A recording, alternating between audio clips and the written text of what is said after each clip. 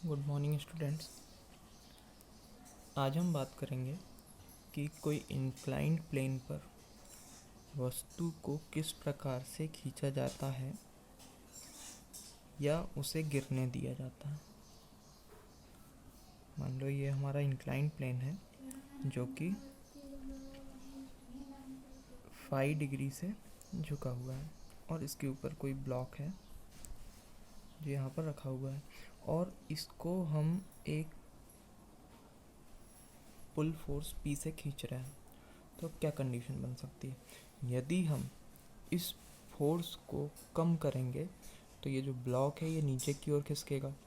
यदि पुल फोर्स को बढ़ाते जाएंगे तो एक पॉइंट ऐसा आएगा जब ये ब्लॉक को इसी पॉइंट पर इक्विलिब्रियम में रेस्ट की कंडीशन में रखेगा और उससे ज़्यादा पी को बढ़ाएंगे तो ये ब्लॉक जो है ऊपर की ओर मूव करने लगेगा। मतलब हमारे पास पी की 3 वैल्यूज़ आ गई। एक मैक्सिमम वैल्यू, पी की वो मैक्सिमम वैल्यू जिससे ब्लॉक ऊपर की ओर मूव करना स्टार्ट कर देता है।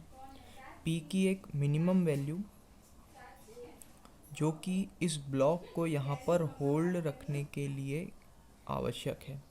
उस मिनिमम वैल्यू से कम करने पर ये ब्लॉक नीचे खिसक जाएगा और इस मैक्सिमम वैल्यू से ज़्यादा करने पर ये ब्लॉक ऊपर की ओर मूव करने लगेगा।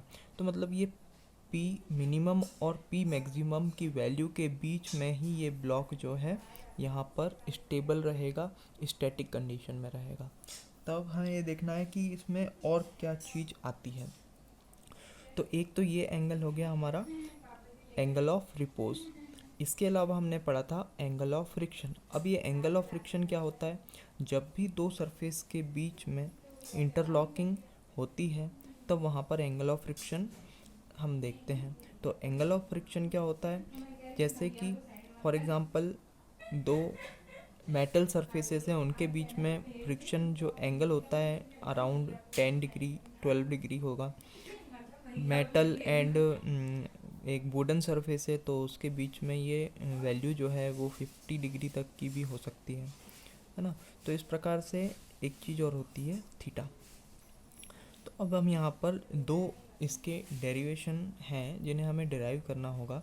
तो अब सबसे पहले पुरानी चीज़ यहाँ पर W जो वेट होता है, यहाँ उसकी नॉर्मल रिएक्शन होती है, ठीक है। अब यहाँ पर इसके दो कंपोनेंट्स जो हैं, एक इस डायरेक्शन में होगा और एक इस डायरेक्शन में होगा। तो ये वाला कौन सा होता है? W cos फाई और ये होता है W sin फाई। अब एक लास्ट चीज़ जो रह गई है वो है फ्रिक्शन फोर्स। तो जब ये बॉक्स जस्ट ऊपर की ओर खिसकने की कंडीशन में रहेगा, जब ये ऊपर जाने वाला होगा, मतलब P मैक्स की कंडीशन में, यहाँ पर जब बॉक्स ऊपर मूव होगा तो फ्रिक्शन फोर्स की डायरेक्शन क्या हो जाएगी? ये फ्रिक्शन फोर्स की डायरेक्शन क्या हो जाएगी? ये। तो फ्रिक्शन फोर्स इसको हम ले लेते हैं म्यू R1। और यदि ये मिनिमम वैल्यू होगी जिसके बाद ये बॉक्स नीचे मूव करना स्टार्ट हो सकता है, तो जब मोशन नीचे होगा तो फ्रिक्शन फोर्स की डायरेक्शन क्या हो जाएगी? ऊपर की ओर। तो ये हो जाएगा म्यू R2, ठीक है। तो ये या तो म्यू R1 होगा या म्यू R2, यानी बोथ कंडीशन में इसकी जो नॉर्मल रिएक्शन है इसकी वैल्यू चेंज हो जाएगी, because mu is always constant between two contact surfaces. तो यहाँ पर हमें इसे देखना होगा। तो यहाँ पर हम यदि इक्वेशन बनाते हैं तो R is always equal to W cos phi. R is equal to W cos phi. This is the same equation for both the conditions. यहाँ पर कोई चेंज नहीं हो रहा। लेकिन दूसरी कंडीशन जो है, सेकेंड और थर्ड इक्वेशन जो हम बनाएंगे, उसमें आप देखिए P is equal to P के अपोजिट है W sin फाई। अब यहाँ पर हम यदि फर्स्ट कंडीशन की बात करते हैं तो फर्स्ट कंडीशन में हम म्यू R1 यानी इसके ऊपर जाने की कंडीशन है, P मैक्स वाली कंडीशन है। ऊपर जाएगा तो म्यू R1 किधर रहेगा? नीचे की ओर, मतलब यहाँ पर क्या जाएगा? Plus mu R1। अब यदि हम सेकेंड कंडीशन देखते हैं P मिनिमम वाली में यही जो इक्वेशन है यही जो इक्वेशन है वो हो जाएगी P2 is equal to W sine phi minus mu R two. आया बात समझ में? क्योंकि ये म्यू आर टू की डायरेक्शन इधर हो गई है, मतलब P के साथ हो गई है, और W साइन फाई अकेला हो गया। तो इस प्रकार से ये दूसरी इक्वेशन बन जाएगी। अब यहाँ पर हमें ये समझना पड़ेगा कि यदि क्वेश्चन में वह मिनिमम फोर्स जिससे कि बॉक्स ऊपर की ओर चलना प्रारंभ कर दे ऐसा बोलता है तो हमें इस इक्वेशन का यूज़ करना होगा। और यदि वो बोलता है कि वह मैक्सिमम फोर्स, तो उसके लिए हमें इस इक्वेशन का यूज़ करना पड़ेगा। ठीक है, तो अब यहाँ देखते हैं कि इससे क्या निष्कर्ष हमें निकलता है। तो अब यहाँ पर हम ये तो R तो दोनों के लिए सेम है। यदि इस कंडीशन के लिए हम इस इक्वेशन को बनाते हैं तो यहाँ पर क्या हो जाएगा, R1 is equal to mu W cos phi. इस इक्वेशन को हम इस कंडीशन के लिए बनाते हैं तो R की जगह क्या आ जाएगा, R1 is equal to W cos phi. R1 ठीक है, लेकिन W weight of the body does not change. यहाँ पर R2 is equal to W cos phi. ठीक है, तो यहाँ पर ये हमारी दूसरी इक्वेशन हो गई। अब इस R1 की वैल्यू को इसमें सब्सटीट्यूट कर देते हैं तो P1 is equal to W sine phi and plus mu. What is mu? Mu is equal to tan theta. This is friction angle, है ना, we have proved it before. तो यहाँ आ जाएगा tan theta into R1 is W cos phi. Same here, P2 is equal to W sin phi minus mu R2 minus tan theta, R2 is W cos phi. तो यहाँ पर हम इसको rearrange करते हैं तो P1 इज इक्वल टू क्या हो जाएगा, W sin phi plus W cos phi into tan theta.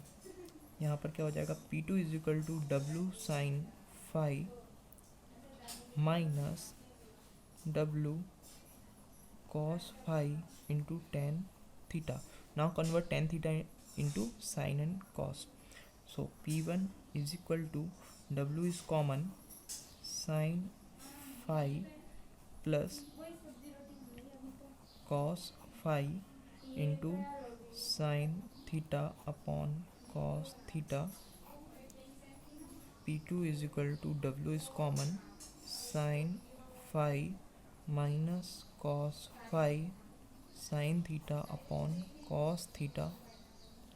तो यहाँ तक आपको समझ में आ चुका है। इसके बाद जस्ट हमें cos थीटा को बाहर निकालना है। P1 is equal to W upon cos theta.